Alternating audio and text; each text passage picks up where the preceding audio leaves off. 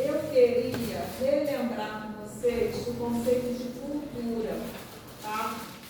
Porque eu queria que vocês fizessem um esforço para se afastar do conceito de cultura do senso comum, tá? Se vocês procurarem na internet, vocês vão encontrar conjunto de valores, crenças, né? Não é com esse conceito de cultura que a gente está trabalhando, tá? Então, na antropologia, esse é um conceito que foi caminhando, ele tem várias acepções, tá? Mas ele, principalmente, ele é diferente do conceito do senso comum, tá? No senso comum, a gente pode pensar em cultura como oposto à falta de cultura, né? No sentido de cultura erudita, né? Então você diz, a pessoa é culta, porque a pessoa conhece música clássica, porque conhece cinema, né? Normalmente a gente tem essa concepção de cultura. Tem outra concepção de cultura, que é essa que vocês usam bastante, que está na internet, que é conjunto de crenças, o que mais? Valores, né? O que mais fala? Fala aí, gente, que vocês veem, né? Crenças, valores, vocês repetem, tem negócio. Religião também. Religião. Conjunto de crenças, valores, alimentação, né? Comida, tipo de comidas, essas coisas assim. Tá? Comportamento, né? Oi? Comportamento e tal. Comportamento. Mas a antropologia, ela não é a ciência que estuda o homem como um fenômeno cultural? Mas eu sou diferenciando. Sim, isso é verdade, tá? Mas olha só, a gente vamos ver como é que a gente se afasta disso aqui, tá? Isso aqui não é mentira, essas coisas são verdadeiras, mas o conceito de cultura que a gente está trabalhando, ele é mais específico, tá? Outra coisa que no senso comum que vocês têm também é em relação com grupos geográficos, né? Então a ideia de cultura do Nordeste, cultura do Sudeste, etnias, né? Etnias, tá? O conceito de cultura da antropologia tem vários também, que foi evoluindo ao longo do tempo, tá? Mas o conceito que eu costumo trabalhar, que a gente está trabalhando, vem da antropologia cultural. A antropologia também tem várias frentes, né? Na antropologia cultural, existe um cara chamado Gertz, tá? Que tem um conceito, trabalha com um conceito semiótico de cultura, tá? O que é esse conceito semiótico de cultura? A ideia é que a grande diferença, né, a Maria está chamando a atenção de que a antropologia seria a ciência que estuda o homem como fenômeno cultural, né? Então, ciência que estuda o homem como fenômeno cultural. Tudo bem. Mas, em alguma medida, a antropologia, em alguma época, em algum lugar ainda, se entende a antropologia como estudo quase de folclore, tá? Então, os estudos folcloristas, qual a diferença? Como é que a gente vai diferenciar a cultura antropológica do sentido de folclore, sabe? Essa coisa assim, tipo, o Centro de Tradições Nordestinas no Rio de Janeiro, São Cristóvão, vocês já ouviram falar? Sim. Né? Aí você pensa, cultura nordestina. Isso é cultura? Tá? Só que o conceito que ele está usando, ele é mais específico. Pode ser tudo isso, mas a gente está vendo de um modo mais científico, Você não está desconhecendo, não tá, a cultura é reconhecidamente. Mas na nossa disciplina não. Sim, é isso. Porque a gente está na universidade Sim. e a gente está numa disciplina de antropologia, tá? Então tudo isso aqui está ligado ao senso comum, tá? Não é exatamente científico isso, tá bom? Então, nesse conceito semiótico, uma coisa muito importante que diferencia os seres humanos dos animais é a capacidade de simbolizar, tá? Por isso que ele vai dizer que é um conceito semiótico de cultura, ou semiológico, tá? Por quê? O que acontece? Eu estava discutindo isso com a minha filha no domingo, né? Aí ela falou assim, não, mas os animais, é meio pretensioso dos humanos dizer que os animais não têm cultura, né? Os animais, a gente até falou isso, né? Na sociologia, os animais têm uma vida social, mas eles não produzem cultura, tá? Aí ela fala assim, mas os animais sentem as coisas. Aí mandou um vídeo para mim de um cara provando que as abelhas têm uma percepção do tempo, por exemplo. Vocês sabem disso? As abelhas têm percepção do tempo e do espaço.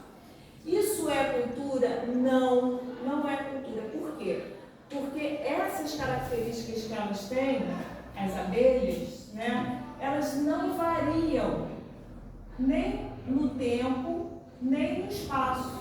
Então a gente já conversou isso aqui. Então, assim, a maneira das abelhas lidarem com o tempo, com os afetos, entre milhões de aspas, né, com as relações sociais entre elas, né, nunca mudou ao longo da história.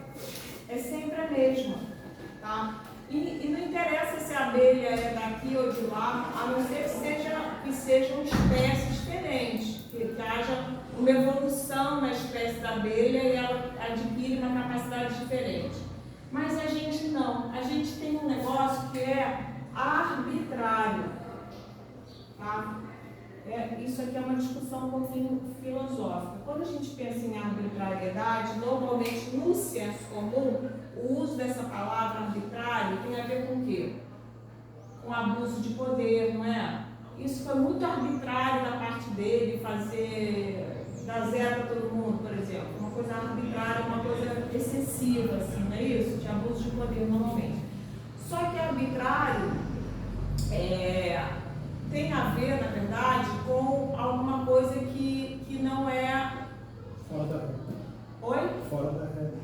Não, é uma coisa ao contrário, é uma coisa de conceber regras, na verdade, né? Criar regras. Tá? Então, por exemplo, o árbitro do futebol, acho que é a palavra o uso mais próximo que vocês têm do que eu quero dar esse sentido. Né? Porque vocês sabem que uma palavra você vai adicionar, tem um verbete grande, tem várias acepções. Né? As palavras são polissêmicas. Né?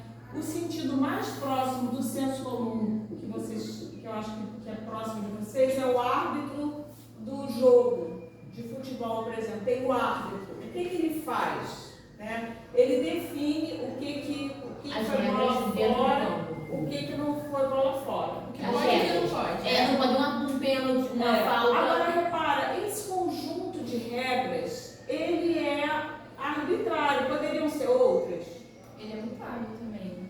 Também é mutável, né? Mas, sobretudo, é uma invenção humana, né? Tem um quê de arbitrariedade, porque assim, por que quando eu boto a mão na bola no futebol é falta? É falta, né? É falta. Por que é falta? Porque a gente combinou que era assim, entendeu? É uma combinação, é um arbitrário, né? O alfabeto, por exemplo, o nosso alfabeto, A, B, C, D, vocês sabem que tem várias formas de escrita, né? Essa não é a única escrita, né? Então, por exemplo, a escrita alfabética, acho que isso é um bom exemplo para vocês entenderem.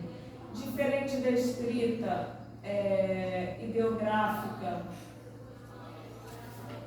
chinesa, tá? Eu vou fazer assim, ó. Por exemplo, Tá? Tem 3 ideogramas aqui, tá bom? Essa escrita aqui é um sistema de representação do tipo arbitrário, enquanto esse aqui é um sistema de representação do tipo analógico. Tá? Vamos pensar por quê. Por que esse aqui é arbitrário e por que esse aqui é analógico? Tá? Então, a primeira coisa que vocês têm que pensar tem a ver com a semiologia. Sistema de representação. Isso tem a ver com simbólico. Tá? Quando eu digo,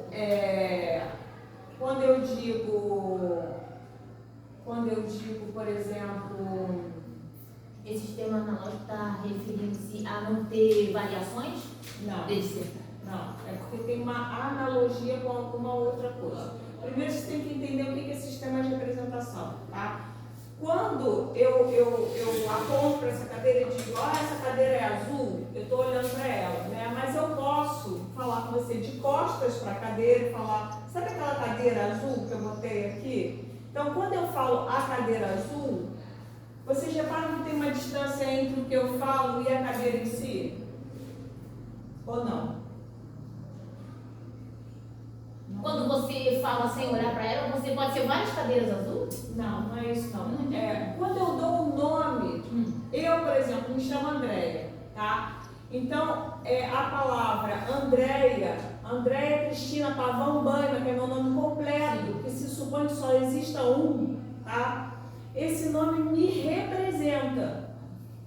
Mas esse nome sou eu? Não. Estão entendendo isso? Quando eu digo para alguém, eu te amo, que é a frase que dá mais confusão, né? Quando eu digo para alguém, eu te amo, a partir dessa frase, eu te amo, eu estou tentando representar o quê? Sentimento. O seu sentimento. Mas o sentimento, vocês reparam que está em outro lugar? Existe o sentimento em si e existe aquela frase que quer representar o sentimento. Mas ele consegue representar o sentimento direitinho? Não sem as ações. Nem de jeito nenhum. Vocês reparam que tem sempre uma falha? É certinho as coisas, a representação corresponde certinho ao referente? Não, porque eu te amo é amplo. Não, mas qualquer... Eu posso amar uma pessoa, eu posso amar um... Não, mas de toda forma, moça, peraí. Vamos pensar, olha só, vamos pensar aqui no esquema semiológico, é o seguinte, você tem um referente, o esquema é esse, ó. Você tem um referente. O que é o referente?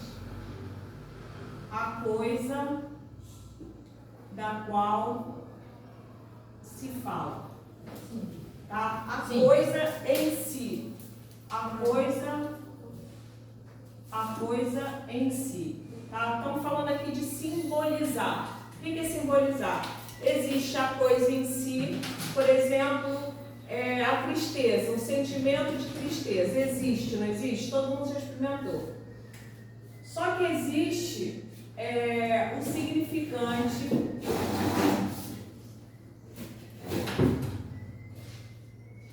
que representa, não é a coisa em si, a coisa em si.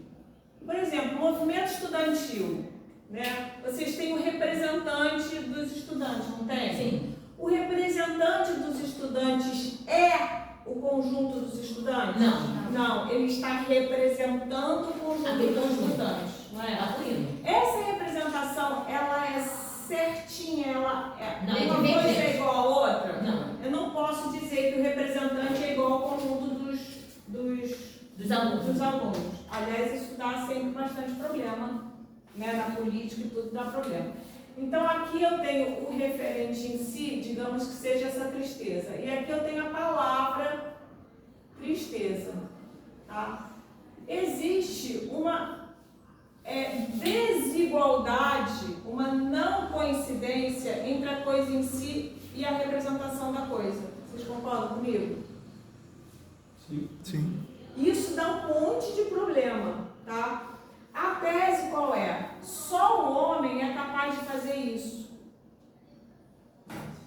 animais não fazem isso. Os animais vivem aqui, olha. Eles não simbolizam as coisas. Tá? Então, por exemplo, eles não precisam falar eu te amo. Né? Os animais não precisam falar. Né? Na verdade, eles não têm uma linguagem, né? Eles têm maneiras de se comunicar, mas para coisas muito simples, elementares. Né? Soltam cheiro. Oi? Soltam cheiro. Soltam cheiros, e os cheiros, mas o cheiro não é uma coisa simbólica. Não, olha, caminho. Porque o cheiro já é a coisa em si, você está entendendo? Já é o. Então o homem, ele tem a condição humana, ela é aquilo que o Freud chama do mal-estar. A gente está sempre no mal-estar, porque a gente está sempre querendo essa sensação de que o negócio está na ponta da língua, mas não é bem aquilo. A comunicação ela é sempre falha, tá? Então, isso daqui tem a ver com cultura. Voltando aqui para esses dois sistemas de representação. Nesse sistema de representação aqui chinês, o que acontece? Esse símbolo aqui representa homem, né? Mas não é arbitrário. Existe uma analogia com o referente, tá? Porque o referente é homem. Homem é o quê? É um bípede, olha aqui, olha, 2 pezinhos, tá? Que se mantém ereto na vertical. Então, você olhando esse desenho, existe uma analogia com o referente, com aquilo que ele está representando, tá? A letra A representa o quê? Ela está no lugar do quê? Não, ela representa alguma coisa. Você sabe o que a letra A representa? É uma vocal. Não, fonema. o que ela representa? Ela representa o fonema, qual fonema?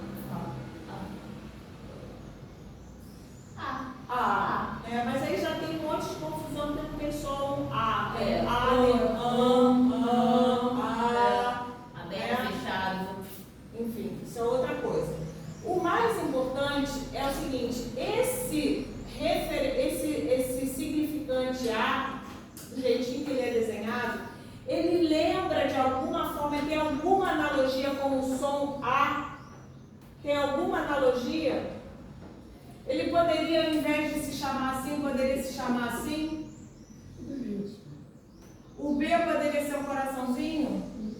E funcionava? Sim, funcionava. Então, esse é um sistema de representação arbitrário. Foi imposto. Foi imposto e acordado, porque cada vez que a gente escreve, a gente diz sim para esse acordo. A gente diz sim para o acordo ortográfico, a gente diz, tá bom, mas poderia ter sido acordado de outras formas. Várias outras formas, tá? Essa é a ideia da cultura, tá? Então, a cultura, ela em si, é um conjunto de regras que são acordadas num determinado grupo e que são arbitrárias por natureza, poderiam ser de outra forma, tá? O interessante é a gente pensar na cultura como aquilo que norteia a ação dos homens.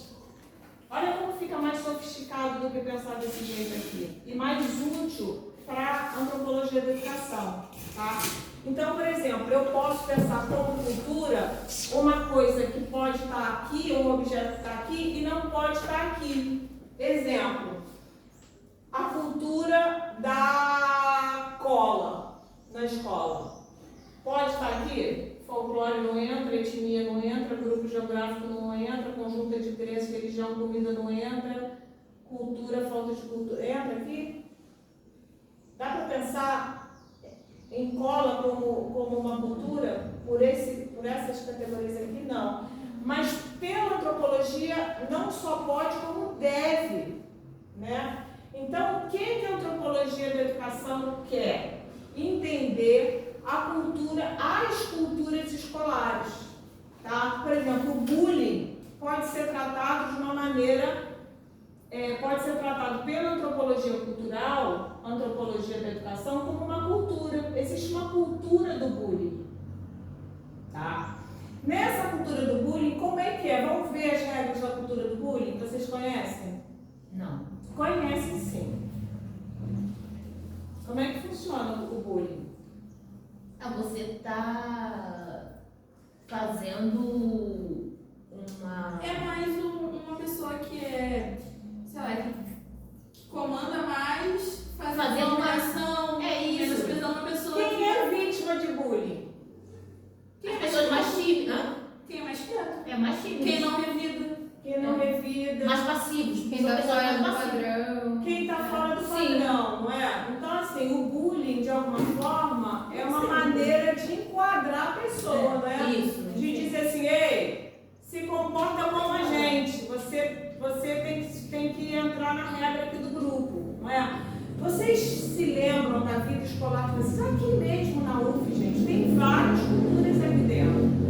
Tem. Em todos os lugares, né, André? Em todos os No trabalho, na no família. trabalho. Quer ver uma coisa de funcionário público que é muito interessante? Eu vou contar para vocês uma coisa que até é um pouco fofoca, assim, mas todo mundo sabe disso. Na cultura do funcionário público existe um corporativismo, né? Então, por exemplo, se alguém quer matar o trabalho, a pessoa diz que está doente, né? E aí ela pode entrar com uma licença e dizer que está muito doente. E aí a doença pode ser, por exemplo, assim, um problema no estômago, digamos. Aí ela falta, assim, 2 semanas, entendeu? Aí ela volta e assim, nossa, gente, estou super mal. Nossa, porque aí veio, estragou meu estômago. Aí meu estômago ficou, parecia uma couve-flor. Eu já fiz. Aí faz aquele negócio assim. E os outros colegas que não acreditam na história, o que a regra manda? Aguentar. Não, porque ele pode ser o próximo a fazer uma coisa. Claro, a maioria dos colegas fala, nossa, coitadinha, todo mundo sabe que é mentira. Fui te visitar no hospital. Né? Todo mundo sabe que é mentira. Aí fala, nossa, mas o caso dele, nossa, tava com um tumor que era uma laranja. Laranja é bom, né? Laranja é legal. Tumor do tamanho de uma laranja. Nossa, eu nunca vi. Aí acoberta todo mundo. Por quê? Porque sabe que já existe aquela piscadinha de olho, entendeu? Porque sabe que depois, Eles vão utilizar amanhã, o mesmo método. ele vai ter um outro negócio, aí todo mundo, aí fica aquela crença, e aí ninguém pega atestado nem nada, fica assim na boa, entendeu? Se você é amigo da galera. Se você não é amigo da galera, você pode estar doente de verdade, que você está ferrado. Vai estar morrendo que Então ninguém vai... existem, são sutilezas. Você pensa assim, por exemplo, no ônibus. Hoje em dia existe pegar carona no ônibus sem pagar? Não existe mais. Não. Que pena. Quem é na frente, Nossa, quando é pra trás, quem é atrás, não é isso? Meus amigos da minha geração conhecem isso. Existia uma cultura porque era possível, então tinha todo um lance, entendeu? De você pegar o ônibus, ficava na frente, ficava assim meio fingindo assim, será que é aqui? Será que eu peguei o ônibus certo? Aí já é meu ponto, aí descia, entendeu?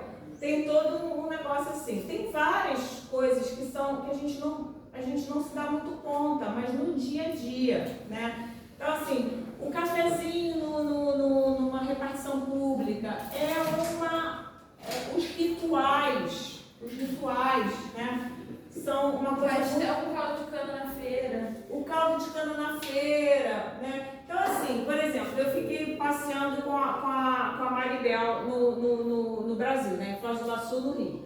Aí eu levei ela para a feira, por exemplo. Então, tem várias coisas que a gente sabe como se mover numa feira brasileira, né? Ela não sabe, porque as regras são diferentes e são totalmente arbitrárias, tá? Vou dar um outro exemplo.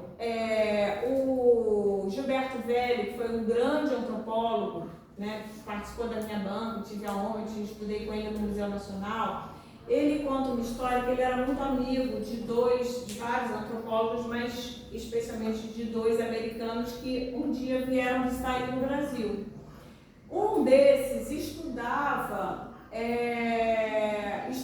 a apresentação de si, né, que é o Goffman. E aí o Goffman era meio neurótico com esse negócio. Aí ele chegou no Brasil e falou assim, eles iam para uma festa, assim, vamos, o Gilberto Velho, o Becker e o Goffman.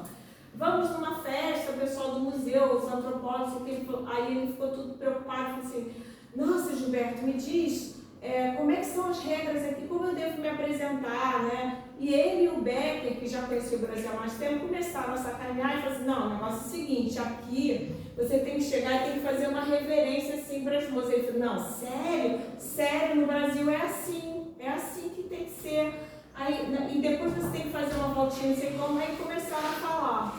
Oi, E não mora daí, não? Não. Obrigada. Aí ele pagou o mico de fazer tudo aquilo, entendeu? Então a gente pensa assim, gente, como é que alguém pode cair nisso? Porque é totalmente arbitrário você se faz assim. Você saludar uma pessoa assim, ou assim, ou assim. E aqui na nossa cultura, geralmente é abraçar. E os 2 beijinhos, um Sim. beijinho, 3 beijinhos. Isso vale pra mim Quem é que inventou, gente? É. Por que é 3, por que é 2? São Paulo é um, aqui é dois. Então, isso é muito É uma coisa que não para que é um negócio completamente arbitrário. Mesmo sendo completamente arbitrário, né? Se você é carioca, você é obrigada a dar os 3 beijinhos. Você repara isso? Então a cultura, ela ordena a vida social, né? Ela cria rituais e ela orienta o que a gente deve ou não fazer. A gente sabe exatamente, né? Então, por exemplo, você está sentada em cima da mesa, né? Você sabe que na minha aula você pode fazer isso, porque eu também faço, não é verdade? Então isso está aceitado. Haveria alguma aula de algum professor em que você não poderia fazer isso?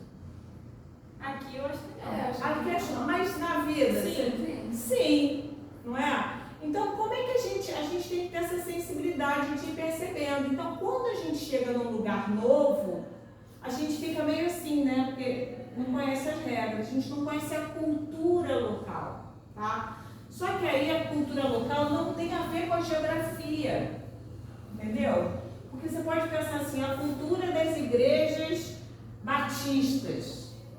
Gente, a cultura da igreja batista de Angra dos Reis, a igreja batista de Angra dos Reis tem uma cultura X, entendeu? Que se você der menos, não sei o que lá do dízimo, pega mal, e quem dá mais tem mais status, tem mais status, tem mais posição, e aí se a pessoa compra uma coisa para ela e não dá o dinheiro para a igreja, pega mal a beça. Não tem essas coisas todas? Tem um monte de detalhes, e isso é que a gente está chamando de cultura, tá?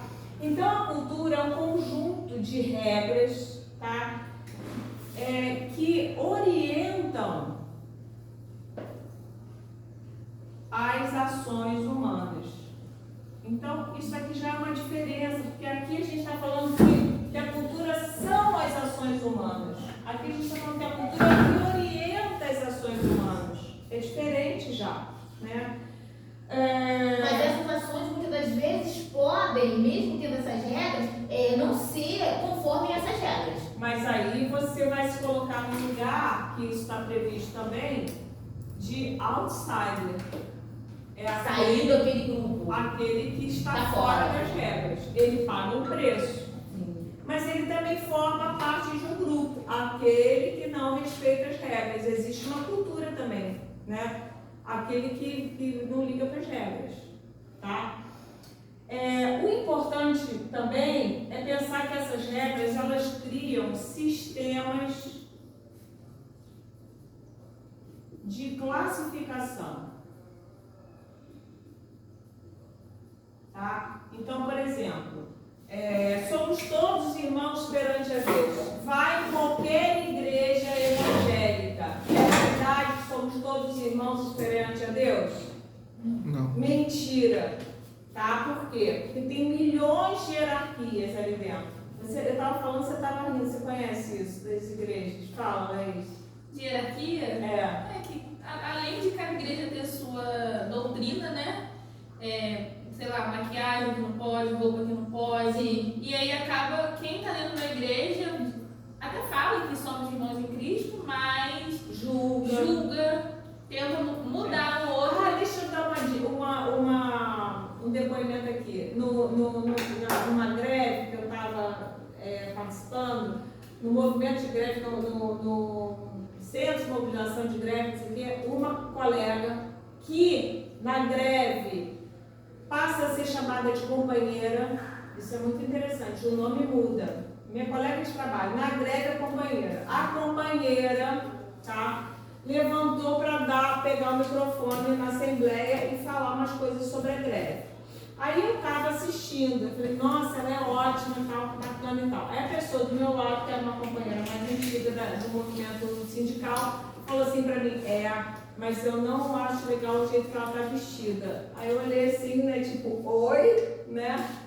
Aí ela assim, acho que pega super mal uma militante assim com roupa de marca e não sei o quê, entendeu? Porque se pressupunha que no movimento sindical a pessoa tem que estar com uma roupa, tipo, tem que performatizar o despojado do trabalhador, entendeu? Então a pessoa que é militante, que é petista, que é do movimento sindical, não sei o quê, não pode ser vaidosa, não pode se pintar também, entendeu? Aí você pensa, caramba, é muito sutil, né? Mas isso faz com que aquela pessoa caísse na hierarquia. Ela ocupa um outro lugar. Porque ela não se enquadra dentro do que foi estabelecido dentro daquele essas margens não são tão rígidas, né? Mas o suficiente para as pessoas criticarem, entendeu? Então ela perde status, exatamente. Status é o quê? Lugar social, entendeu? Ela perde status por estar com uma bolsa Louis Vuitton no meio do movimento sindical, entendeu? A pessoa olha, quer dizer, a pessoa pode ter até a bolsa Louis Vuitton, mas na hora de ir para o sindicato tem que ir com a bolsa que ela vai na feira, entendeu? Para fingir que ela é trabalhador hard roots, entendeu? Entendeu como é que é? Mas essa opressão e essa hierarquia acontece em tudo, tipo... Em tudo. Tipo, no universo LGBT, pessoas que são bi, gays afeminados, eles sofrem essa opressão. Jogadores. Sim.